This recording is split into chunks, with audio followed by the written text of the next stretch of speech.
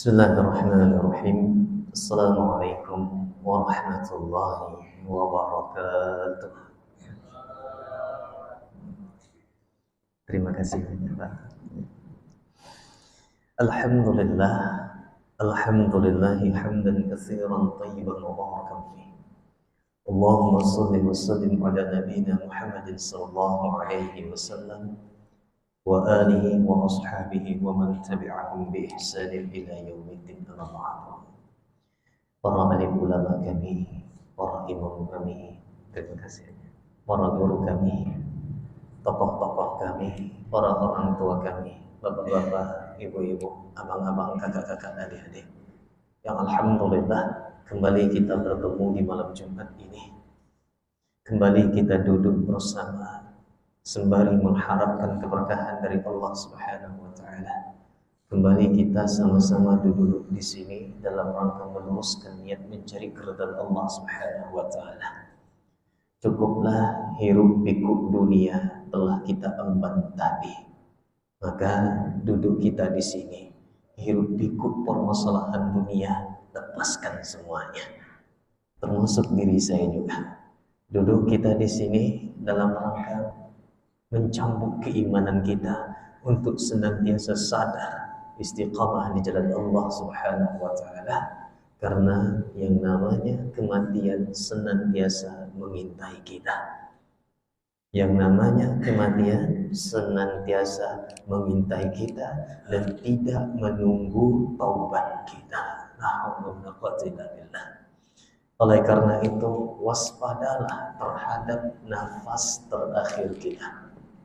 Waspadalah terhadap rezeki yang telah Allah sempurnakan kepada kita.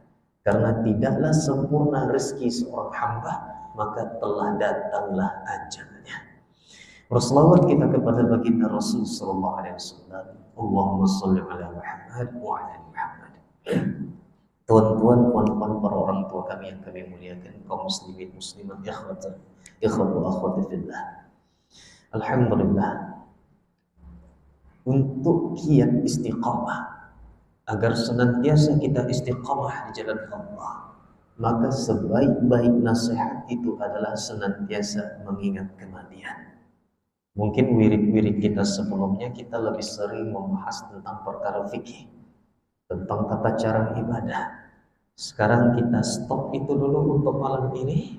Kita mulai membahas tentang apa yang dapat meningkatkan semangat kita, apa yang dapat meningkatkan keimanan kita kepada Allah Subhanahu wa taala. Mungkin bisa jadi saya atau bisa jadi kita semua mungkin dalam posisi futur keimanannya kepada Allah, maka sebaik-baik nasihat itu adalah kematian. Mengapa kita perlu mengingat kematian ini? Yang pertama, mengingat mati ini adalah ibadah yang sangat dianjurkan oleh Nabi Sallallahu Alaihi Wasallam. Mengingat kematian adalah ibadah yang sangat dianjurkan oleh Nabi Sallallahu Alaihi Wasallam. Apa kata baginda Rasulullah Sallallahu Alaihi Wasallam? Aktsiru dzikra hadhil ladzat. Perbanyaklah mengingat sang pemutus kenikmatan. Perbanyaklah mengingat pemutus kelezatan. Apa pemutus kelezatan dan kenikmatan di dunia? Yaitu kematian itu sendiri. Ini alasan yang pertama. Alasan yang kedua, kenapa kita perlu mengingat kematian? Karena tuan-tuan, puan-puan, para orang tua kami yang kami muliakan, maut itu datang kapan saja, menghampiri kita kapan saja. Sering kita sebutkan dalam kajian-kajian kita sebelumnya, siapa di antara kita di sini yang duduk di sini masih dapat menjamin rohnya berada di dalam raganya sampai nanti pulang ke rumahnya? Tak sedikit orang yang meninggal di dalam kantornya, tak sedikit orang yang meninggal di dalam tempat ibadahnya, tak sedikit juga orang meninggal ketika dalam perjalanannya, tak sedikit juga orang yang meninggal di atas tempat tidurnya. La haula wala quwwata illa billah. Oleh karena itu, seberusaha mungkin, semaksimal mungkin kita jauhkan diri kita dari segala maksiat, dari segala kesyirikan, dari segala kemunafikan yang telah Allah haramkan pada diri kita. Karena Allah Ta'ala berfirman, A'udzubillahi minasyaitonirrajim. Wa likulli ummatin ajal. Setiap umat itu ada ajalnya, ada batas waktunya. Fa iza jaa ajaluhum la yastakhiruna sa'atan wa la yastaqdimun. Saat kata Allah Subhanahu wa taala, apabila telah datang ajalnya, maka tidak ada satupun yang dapat mengakhirkannya atau mendahuluinya. Tidak ada. Dalam ayat lain Allah tegaskan lagi di surah Al-Munafiqun ayat 11. Apa kata Allah Subhanahu wa taala? Wa la yu'akhirallahu nafsan iza jaa ajaluha. Dan Allah sesekali tidak akan pernah menangguhkan kematian seseorang ketika ajalnya telah tiba. Ketika ajalnya telah tiba, Allah tidak akan mengakhirkannya, Allah tidak akan memperlambatnya. Oleh karena itu dalam kajian kita sebelumnya tentang nasihat Imam Ibrahim tentang bolehnya bermaksiat kepada Allah dengan 5 syarat. Kemarin pernah kita bahas, tuan-tuan yang kami muliakan, bahwa Imam Ibrahim ibn Adham diminta oleh seseorang, boleh nggak melakukan maksiat kepada Allah? Maka Imam Ibrahim menyebutkan ada 5 syarat agar maksiatmu lam tadurruka, tidak akan membahayakanmu. Maka yang diberikan syarat salah satunya oleh Imam Ibrahim nomor 4 adalah ketika malaikat maut datang menjemput nyawamu, maka katakan akhartani, lambatkan kematianku. Lambatkan kematianku dulu. Duduk kejap dulu, aku nak bertaubat kepada Allah. Ya. Akharni, aku ingin bertobat kepada Allah, lambatkan kematianku. La ilaha illallah. Maka pemuda ini mengatakan, la yuqbalu minni, itu enggak mungkin bagiku. Kemudian alasan ketiga kenapa kita perlu mengingat kematian adalah yang namanya maut, yang namanya kematian itu tidak ada yang mengetahui kapan, di mana sebab kematian seseorang. Tidak ada yang tahu kapan dia meninggal. Tidak ada yang tahu di mana dia akan meninggal. Dan tidak akan ada yang tahu juga sebab kematiannya karena apa. Semua masih perkara gaib. Apa kata Allah di surah Luqman ayat 34? Innallaha 'indahu 'ilmus sa'ah. Sesungguhnya Allah hanya pada sisinya lah tentang ilmu kiamat itu, tentang pengetahuan kiamat. Wa yunazzilul ghaisa, dan dialah yang menurunkan hujan. Wa ya'lamu ma fil arham, dan ialah yang mengetahui di dalam rahim. Wa ma tadri nafsum madza taksibu ghadan, dan tidak ada seorang pun yang dapat mengetahui dengan pasti apa yang akan diusahakannya besok. Besok masih perkara gaib, puan. Besok masih perkara gaib. Karena itu para imam kita mengatakan, kalau ada termasuk sebuah dosa jika kita mengkhawatirkan rezeki esok hari, karena esok hari masih perkara gaib. Jangankan mau mengkhawatirkan rezeki esok hari, hidup saja esok hari itu masih belum dapat dipastikan. Kita tidak tahu. Sudah berapa lama kita duduk di pengajian ini? Mungkin ada yang tanpa saya sadari juga, ada di antara saudara-saudari kita yang dulu duduk bersama kita di sini, tiba-tiba telah Allah panggil sehingga tidak duduk bersama kita lagi di sini. Kita tidak tahu. La haula wala quwwata illa billah. Kemudian Allah melanjutkan, wa ma tadri nafsun bi ayyi ardin tamut, dan tidak ada seorang pun yang dapat mengetahui di belahan bumi mana ia meninggal. Misalnya saya asli orang Inhil, bisa saja nanti saya wafat di Selat Panjang, atau bisa saja nanti saya wafat di Kampar dan lain sebagainya. Wallahu a'lam. Kita tidak ada yang tahu di mana tempat kita meninggal. Innallaha 'alimun khabir. Sesungguhnya Allah mengetahui lagi Maha mengenal. Ali bin Abi Thalib radhiyallahu anhu, yang perkataannya dinukil oleh Imam Bukhari dalam kitab Sahih. Biar berkata, irtahalatid dunya mudbiratan. Dunia itu sudah pergi meninggalkan. Wartahalatil akhiratu muqbilatan, dan akhirat datang menghampirinya. Walikulli wahidatin minhuma banun, dan di antara kedua itu dunia dan akhirat itu ada pengekornya, ada pengikutnya. Maka kata Ali ibn Abi Thalib, fakunu min abna'il akhirat, jadilah pengikut akhirat. Di sini Ali tidak mengatakan seimbangkanlah akhirat dunia, tidak. Sama juga hadis Nabi yang pernah kita sampaikan. Nabi hanya menyuruh kita pilih antara dua. Condong ke dunia, ini konsekuensinya. Condong ke akhirat, ini keutamaannya. Nabi tidak pernah menjuruskan kepada kita, mengajarkan kepada kita untuk menyeimbangkan keduanya. Ini mustahil. Begitu juga perkataan Ali ibn Abi Thalib, jadilah pengikut akhirat. Karena kenapa? Wala takunu min abna'id dunya, jangan engkau menjadi pengikut dunia. Fa innal yawma amaluk wala hisab. Karena hari ini, hari Kamis, tanggal berapa? 24 ya. 24 Agustus 2023. Maka pada hari ini yang ada cuma beramal, hisab belum. Tetapi besok hisabun wala amal. Yang ada hanya hisab, tidak ada amal lagi. Hari ini cuma ada amal, belum lagi hisabnya. Kapan hisabnya? Kelak nanti di akhirat. Yang di akhirat yang ada hanya hisab, tidak ada amal. La haula wala quwwata illa billah. Alasan yang keempat, kenapa kita perlu mengingat kematian? Karena tuan-tuan, puan-puan, para orang tua kami, abang-abang kami, kakak-kakak, adik-adik, yang semoga dirahmati oleh Allah Subhanahu wa taala. Alasan yang keempat adalah alam barzakh itu adalah awal penentuan akhirat kita. Awal penentuan akhirat kita. Apa kata Haulah Hani Maula Utsman? Beliau berkata kepada Utsman ibn Affan radhiyallahu anhu. Apa kata beliau? Tuzkarul jannatu wan naru fala tabki wa tabki min hadha. Karena waktu itu Hani ini melihat Utsman menangis sampai membasahi jenggotnya. Lalu Hani ini berkata kepada Utsman bin Affan, wahai Utsman, ketika engkau diingatkan perkara surga dan neraka, engkau tidak menangis. Tapi ketika diingatkan tentang perkara kuburan, alam barzakh, engkau menangis.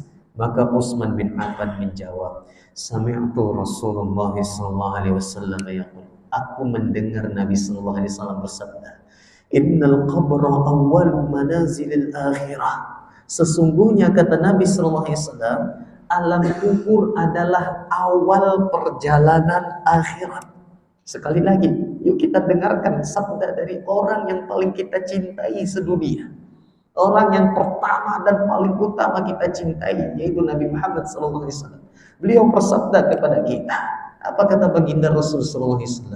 Sesungguhnya kubur, alam barzakh, ini adalah awal perjalanan akhirat. Faman naja minhu fama ba'dahu aisaru min. Siapa yang berhasil, siapa yang selamat dari siksa kubur, maka setelahnya lebih Allah mudahkan lagi. Kalau selamat dari siksa kubur, maka perjalanan selanjutnya akan lebih mudah lagi hisabnya. Namun kata Nabi sallallahu alaihi wasallam, "Wa man lam yanju minhu fama ba'dahu asyaddu min." Siapa yang tidak selamat dari siksa kubur, maka selanjutnya akan lebih berat lagi. Percayalah tuan-tuan, ini baginda Rasul sallallahu alaihi wasallam yang menyabdakan demikian. Kemudian inilah 4 alasan perlunya kita mengingat kematian, karena kita tidak tahu kapan, di mana sebab kematian kita. Dan sering kita sampaikan juga, kita ulang kembali lagi, bahwa biasakanlah untuk bersikap baik, biasakanlah untuk menjaga lisan, biasakanlah untuk menjaga pandangan, menjaga langkah kaki, menjaga tangan kita dari melakukan yang tidak berhak kita melakukannya. Dan seluruh anggota tubuh kita biasakan untuk tidak melakukan perbuatan-perbuatan yang mendurhakai Allah Subhanahu wa taala. Karena kata Nabi sallallahu alaihi wasallam, apa kata Nabi? Yub'atsu kullu 'abdin 'ala ma mata 'alaihi. Seseorang akan dibangkitkan menurut kebiasaannya. Apa maknanya? Tuan-tuan, puan-puan sudah sering mendengar ini. Apa maksud Nabi SAW mengatakan bahwa seseorang akan dibangkitkan menurut kebiasaannya? Maka Al-Imam Al-Munawi dalam kitabnya At-Taysir Bisyri Jami' As-Shaghir beliau menyebutkan maksudnya yamutu ala ma asya alaihi wa yub'atsu ala dzalik. Seseorang akan diwafatkan menurut kebiasaan mayoritasnya. Dan seseorang akan dibangkitkan menurut kebiasaannya di dunia. Tak sedikit kita melihat tuan-tuan, sering saya sebutkan. Tak jarang kita melihat ada orang yang meninggal pasca minum minuman keras, berpesta pora, kemudian keracunan dan ia meninggal. Allah akan wafatkan kita menurut kebiasaan kita. Tak sedikit juga orang yang meninggal ketika berselingkuh dengan pasangan yang tidak halal baginya, meninggal di dalam kamar berduaan sedang berzina. Nauzubillah min dzalik. Tak sedikit juga kita melihat orang yang meninggal pasca setelah maling dari rumah saudaranya, ketahuan digebuk massa, bahkan kemarin pernah ada berita dulu-dulunya dibakar di tempat, meninggal menurut kebiasaannya. La ilaha illallah.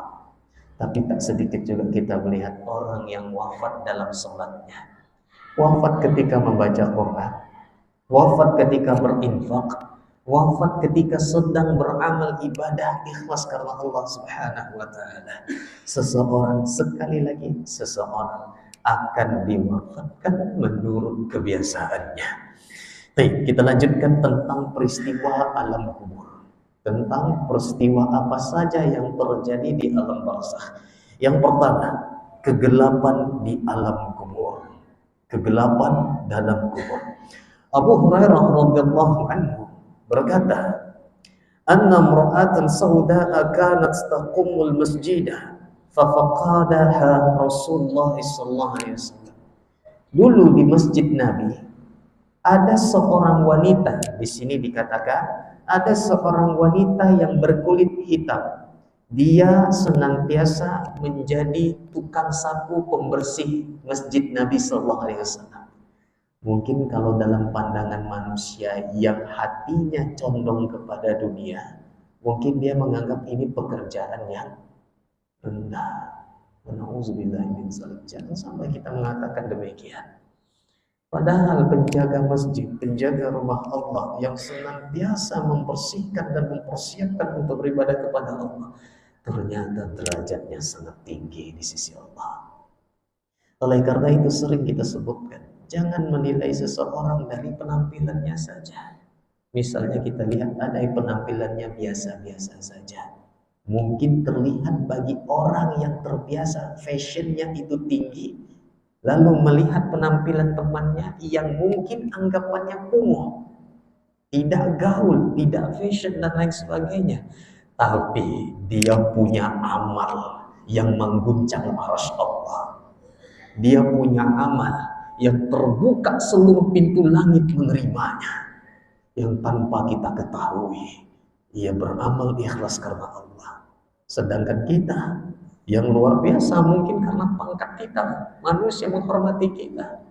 Mungkin karena gaya kita, manusia menganggap kita orang yang terhormat. Tetapi kita di sisi Allah Subhanahu wa taala, tak satu pun amal kita diterima oleh Allah. Kita tidak tahu. Kita tidak tahu ya ikhwan. Kita tidak tahu orang-orang yang mungkin kita lihat mengais mencari makan dari sisa-sisa di tong sampah ia kais setiap harinya, tapi ternyata mudah ia melangkahkan kaki ke masjid 5 waktu tanpa absen. Sedangkan kita yang kerja di kantoran, pangkat kita tinggi, namun pergi ke masjid Allah saja rasanya berat kaki ini untuk melangkahkannya. Tuan-tuan, puan-puan yang kami muliakan, kita lanjutkan. Jadi ada seorang wanita yang membersihkan masjid Nabi Sallallahu Alaihi Wasallam. Kemudian ketika itu Rasulullah merasa kehilangan. Luar biasa perhatian Nabi Sallallahu Alaihi Wasallam. Rasulullah merasa kehilangan wanita ini. Kemudian Rasulullah bertanya kepada para sahabat, kemana beliau? Maka para sahabat menjawab, mata, dia telah meninggal ya Rasulullah. Wanita itu telah meninggal tanpa sepengetahuan Nabi Sallallahu Alaihi Wasallam. Maka kata Nabi sallallahu alaihi wasallam, "Afala kuntum adzantumuni?" Kenapa kalian tidak memberitahukan kepadaku kalau dia sudah meninggal? Maka Rasulullah SAW datang ke kuburannya, sholat jenazah di situ, 4 takbir. Kemudian Rasulullah SAW bersabda, apa kata beliau? Duluni, afwan, kata Nabi SAW, inna hadhil qubura mamlu'atun zulmata ala ahliha. Sesungguhnya kuburan itu dipenuhi akan kegelapan bagi para penghuninya. Sesungguhnya kuburan itu dipenuhi akan kegelapan pada penghuninya. Ini kata Nabi SAW. Lantas apa yang dapat menerangi kuburan itu? Apa yang dapat menerangi kuburan itu? Maka amal yang paling utama yang dapat menerangi kuburan adalah sholat 5 waktu. Inilah amal yang paling utama untuk menerangi kuburan tersebut. Yang kedua, ada yang namanya himpitan kubur. Ada yang namanya himpitan kubur. Apa kata Nabi sallallahu alaihi wasallam? Inna lil qabri buqatan walau kana ahadun najiyan minha najamin as-sa'd ibnu Mu'adz. Sesungguhnya kubur itu memiliki himpitan yang tidak ada yang bisa selamat dari himpitan itu. Kalau ada yang bisa selamat dari himpitan kubur, tentu Sa'ad ibn Mu'adz lebih diselamatkan lagi. Tapi ketika sahabat Nabi ini meninggal, wafat syahid insyaallah di jalan Allah, Nabi pun mengkabarkan sesungguhnya Sa'ad sedang dihimpit dalam kuburnya. Namun Allah bebaskan dia. Berarti sesoleh apapun seorang hamba, kelak juga akan mendapatkan himpitan kubur. Namun setelah itu Allah bebaskan ketika ia berhasil menjawab pertanyaan-pertanyaan yang telah Allah ujikan. Rasulullah SAW juga bersabda, "Lau aflata ahadun min dhammatil qabri lanaja hadha as-sabi." Seandainya kalau ada orang yang selamat dari himpitan kubur, tentu anak ini lebih Allah selamatkan lagi. Ternyata anak kecil pun tidak selamat dari himpitan kubur. Lantas tuan-tuan puan-puan yang kami muliakan, ketika kita sudah mengetahui beberapa kejadian yang akan terjadi nanti, entah cepat entah lambat. Di sini tidak akan dilihat yang tua atau yang muda, tidak. Bisa jadi yang muda dahulu. Allahu a'lam, kita tidak ada yang tahu. Setelah kita mengetahui perkara-perkara ini, nanti kita bahas lagi. Setelah kita mengetahui perkara-perkara ini, lantas apa yang masih membuat kita, termasuk diri saya juga, lantas apa yang masih membuat kita menunda kebaikan, padahal Allah telah memberikan kita waktu yang lama. Allah telah memberikan kita umur yang panjang. Namun terkadang begitu berat fisik ini untuk melangkahkan kaki, mengayunkan tangan, duduk di majelis ilmu atau melakukan amalan-amalan sunnah yang lainnya. La haula wala quwwata illa billah. Maha benar Allah yang berfirman, laqad kunta fi ghaflatin min hadza. Sungguh wahai manusia, engkau betul-betul lalai dari mengingat perkara ini. Kita lanjutkan tuan-tuan para orang tua kami yang kami muliakan. Kita akan lihat bagaimana peristiwa sakratul maut seorang hamba. Yang saya yakin tema ini pernah kita bahas, namun kita ulang kembali. Baik, dalam hadis riwayat Imam Ahmad di nomor hadis 18.534, hadis sahih. Kabar ini sahih dari Nabi sallallahu alaihi wasallam. Apa kata baginda Rasulullah SAW? Innal 'abdal mu'mina idza kana fi inqita'i minad dunya wa iqbalin minal akhirah nazala ilaihi malaikatu minas sama'i bidul wujuh ka'anna wujuhahum asy-syams ma'ahum kafanu min akfanil jannah wa hanutun min hanutil jannah. Sesungguhnya apabila hamba yang beriman, hamba yang soleh, hamba yang solehah, ketika dia sudah sakratul maut, siap-siap menghadap akhirat, maka turun kepadanya malaikat yang indah wajahnya, bercahaya, ka'anna wujuhahum syam, wajahnya seperti sinar matahari, saking indahnya. Dan malaikat rahmat ini membawa kain kafan dari surga dan parfum wangi-wangian dari surga. Apakah kita yang sedang nazar ketika kita sakratul maut dapat melihatnya? Allah izinkan, Pak, Bapak Ibu. Allah izinkan kita melihat malaikat yang menjemput kita. Jadi yang menjemput itu bukan hanya malaikat maut saja. Sebelum malaikat maut datang, malaikat yang banyak akan datang menjemput kita juga, untuk memuliakan tamu-tamu Allah yang beriman kepada Allah. Maka Nabi melanjutkan, hatta yajlisu minhum maddal basar. Kemudian mereka pun duduk di sekitar mayit sejauh mata memandang. Karena itu salah satu tempat mustajab untuk berdoa adalah di tempat orang yang sedang sakratul maut, karena ia sedang didampingi oleh para malaikat yang sangat banyak. Kemudian kata Nabi SAW, summa yaji'u malakul maut, baru datang malaikat maut. Kemudian malaikat maut ini yajlisa hatta yajlisa inda ra'si, dia duduk di samping kepala calon mayit tadi. Lalu malaikat maut berkata, berbisik dengan nada yang sangat lembut, karena yang meninggal ini hamba yang beriman, hamba yang tidak pernah malas untuk beribadah kepada Allah, hamba yang tetap teguh keimanannya kepada Allah, hamba yang tidak dilalaikan dengan perkara-perkara duniawiyah. Kemudian malaikat maut pun berkata kepada hamba yang soleh ini, ayyatuhan nafsu thayyibah, wahai jiwa yang baik, ukhruji ila maghfirati minallahi wa ridwan, keluarlah engkau, hadapilah ampunan dan keridhaan Allah Subhanahu wa taala. Ini kalimat yang sangat kita inginkan. Ini kalimat yang sangat luar biasa. Keluarlah engkau, hadapilah ampunan dan keridhaan Allah Subhanahu wa taala. Maka kata Nabi sallallahu alaihi wasallam, fatakhruju tasilu kama tasilu qatratul min fis siqa. Kemudian ruhnya tadi keluar dengan sendirinya, tidak ditarik oleh malaikat maut. Keluar dengan sendirinya seperti air yang keluar dari teko, sangat lembut, tetapi masih sakit yang sangat luar biasa. Tidak ada yang selamat dari rasa sakit sakratul maut. Bagaimana rasa sakit sakratul maut? Rasulullah SAW dalam hadis lain menggambarkan seperti duri-duri kawat dimasukkan ke dalam mulut kita sampai ke perut kita, kawat berduri itu, kemudian ditarik dengan kuat, dengan paksa, maka tentulah ini sangat menyakitkan. Dan sakratul maut kelak akan kita alami, entah cepat entah lambat, kita tidak ada yang tahu. Kemudian roh tadi ketika sudah dipegang oleh malaikat maut, kata Nabi sallallahu alaihi wasallam, diambil oleh malaikat rahmat dari tangan malaikat maut. Ketika diambil oleh malaikat rahmat tadi, dipakaikan kain kafan dari surga tadi, begitu lembut kain kafannya. Kemudian diberikan parfum wangi-wangian dari surga. Lalu setelah itu dia dibawa ke langit.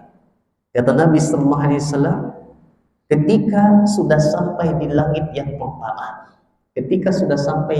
yang pertama, malaikat penjaga langit pertama bertanya, mahadha ruhut thayyib, wahai malaikat yang membawa ruh ini ruh siapa yang baik ini ruh siapa yang wangi ini? Maka malaikat yang membawanya menyebutkan nama tuan-tuan.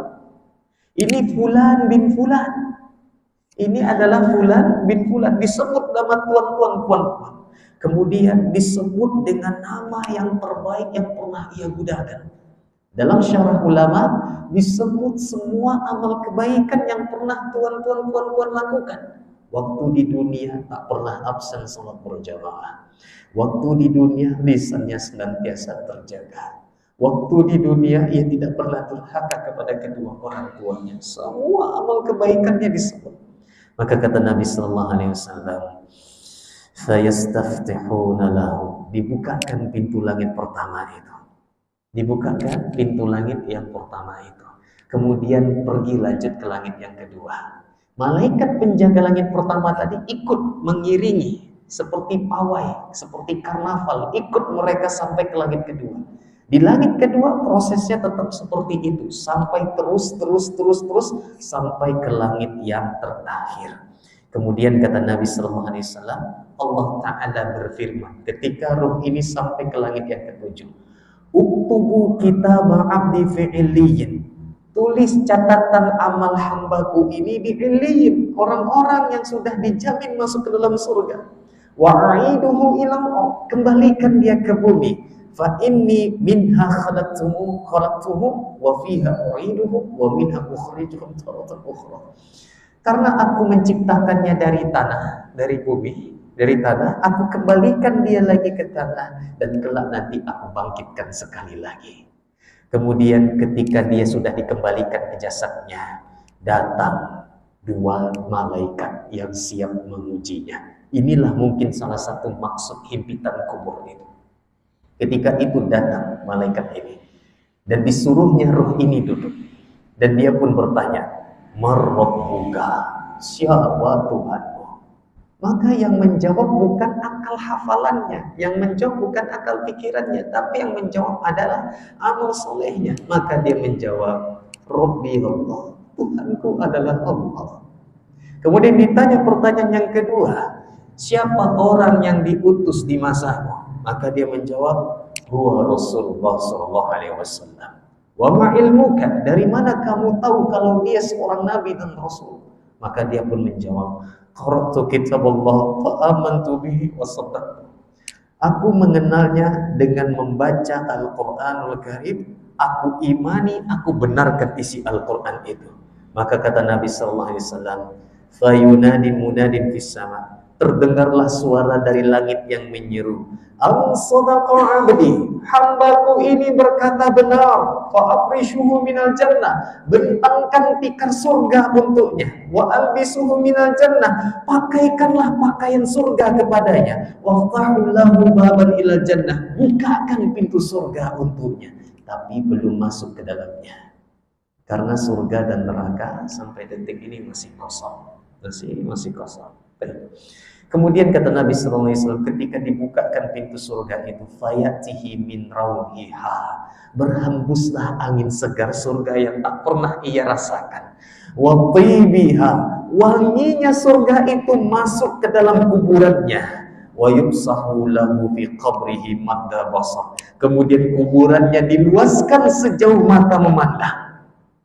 Kemudian belum sampai di situ kata Nabi sallallahu alaihi wasallam, wa ya'tihi rajulun hasanul wajah, datang sesosok orang, sesosok makhluk, seorang pemuda asing yang amat tampan, enak dilihat, hasanus siyab, pakaiannya indah, thayyibur rih, harum baunya. Kemudian dia berkata kepada jenazah ini, abshir billazi yasurruka hadha yawmuka alladhi kunta tu'ad, bergembiralah engkau, telah selesai, ujianmu telah selesai, bergembiralah engkau. Inilah hari yang telah dijanjikan dulu kepadamu waktu engkau hidup di dunia. Waktu engkau hidup di dunia, engkau bersabar untuk taat kepada Allah. Waktu engkau hidup di dunia, engkau paksakan dirimu tetap beribadah kepada Allah. Waktu engkau hidup di dunia, segala cobaan engkau lalui atas keridhaan Allah Subhanahu wa ta'ala. Sekarang itu semua selesai. Ini kabar gembira untukmu. Ini janji Allah kepada Allah. Maka dia pun bertanya, man anta? Fa wajhukal wajhu yajibu bil khair. Siapa kamu? Sosokmu, wajahmu menandakan kebaikan. Siapa engkau? Seolah-olah engkau membawakan kabar yang baik. Maka dia menjawab, ana amaluka soleh, akulah amal solehmu. Maka dia mengangkat tangannya kepada Allah, Rabbi aqimis salah, ya Allah tegakkan kiamat. Kenapa dia minta ditegakkan kiamat? Nanti akan kita bahas di akhir. Ini ruh yang mukmin, ruh yang baik, yang senantiasa istiqamah di jalan Allah. Adapun ruh yang kafir, ruh kaum munafik, ruh yang tidak pernah bertobat kepada Allah, ruh yang tidak pernah menyesali kedurhakaannya kepada Allah, maka Nabi sallallahu alaihi wasallam bersabda, ketika dia bersiap-siap menghadap akhirat dan meninggalkan dunia, nazala ilaihi minas sama'i malaikatun sudul wujuh, turun kepadanya malaikat yang menyeramkan wajahnya. Turun kepadanya malaikat yang menyeramkan. Ma'ahumul musuh, dia membawa kain kafan yang kasar. Dalam syarah para ulama, al-musuh ini kain kafan yang terbuat dari tir, terbuat dari aspal neraka. Na'udzubillah min dzalik. Kemudian mereka duduk sejauh mata memandang. Baru datang malaikat maut. Ketika malaikat maut datang, dia pun berkata, mencabut roh yang zalim ini. Dengan suara yang menggelegak, kegeraman kepada hamba Allah ini karena telah berani berdurhakai Allah Subhanahu wa taala. Karena telah berani bersikap angkuh kepada Allah Subhanahu wa taala. Malaikat ini geram, malaikat maut ini geram. Lalu dia berkata kepada makhluk ini, apa katanya? Ayyatuhan nafsul khabisah. Wahai jiwa yang jelek, wahai jiwa yang penuh akan dosa, wahai jiwa yang zalim, ukhruji ila sakhati minallahi wa ghadab. Keluar engkau menuju kemurkaan dan kemarahan Allah Subhanahu wa taala. Namun apa yang terjadi pada roh ini? Maka kata Nabi sallallahu alaihi wasallam, fatufarraqu fi jasadi. Roh ini berlari mencari tempat sembunyi di anggota tubuhnya.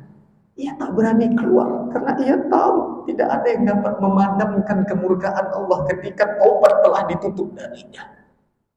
Maka setelah itu kata Nabi sallallahu alaihi wasallam, fayakhudhuha, malaikat maut menariknya dengan tarikan yang dipaksa. Dan ini lebih menyakitkan lagi, ditarik roh itu. Ketika roh itu sudah berada di tangan malaikat maut, direbut oleh malaikat yang menyeramkan sebelumnya. Lalu dipakaikan kain kafan dari neraka tadi. Kemudian dia dibawa ke langit pertama. Sampai di langit yang pertama, sama kasus seperti sebelumnya. Sampai di langit yang pertama, malaikat penjaga pintu langit pertama bertanya, ini ruh siapa yang jelek ini? Ini ruh siapa yang busuk ini? Maka malaikat yang membawanya menjawab, ini ruh fulan bin fulan. Lalu disebut dengan nama yang paling jelek kepadanya, nama yang paling buruk kepadanya, dan disebut semua amal maksiat yang pernah ia perbuat. Disebut semua amal maksiatnya, baik yang tersembunyi ataupun yang belak-belakan, semuanya disebut oleh malaikat ini. Kemudian apa yang terjadi? Malaikat penjaga pintu langit pertama enggan membukanya. Beda dengan kasus yang roh yang mukmin tadi dibukakan. Kalau ini enggan. Lalu apa yang terjadi? Allah pun berfirman kepadanya, uktubu kitabah abdi, uktubu kitabahu fi sijjin fil ardi subla. Tulislah namanya di dalam sijjin di bawah bumi, orang yang dijamin masuk ke dalam neraka. Kemudian fatutrahu ruhuhu turhan. Kemudian ruhnya tadi, kalau ruh mukmin diantar Bapak Ibu, ruh mukmin diantar sampai ke alam barzakh. Kalau roh yang durhaka ini dilempar, dicampakkan saking hidayah, masuk dia ke alam barzakh dengan rasa yang sangat sakit. Kemudian datang dua malaikat bertanya kepadanya. Pertanyaannya apa? Sama lagi pertanyaannya. Marabbuka, siapa Tuhanmu? Apa jawabannya? Nabi mengatakan, dia tidak dapat menjawab.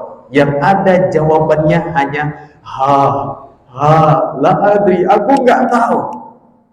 Kemudian ditanya pertanyaan yang kedua, jawabannya masih sama, la adri, aku nggak tahu. Sampai semua pertanyaan selesai dan satu pun jawaban tidak ada yang benar. Fayunadi munadi minas sabah an kazaba. Keluar seruan dari langit, hambaku ini pendusta. Fa'abrishu lahu minan nar. Bentangkan tikar neraka kepadanya. Waftahu lahu baban ilan nar. Bukakan pintu neraka kepadanya.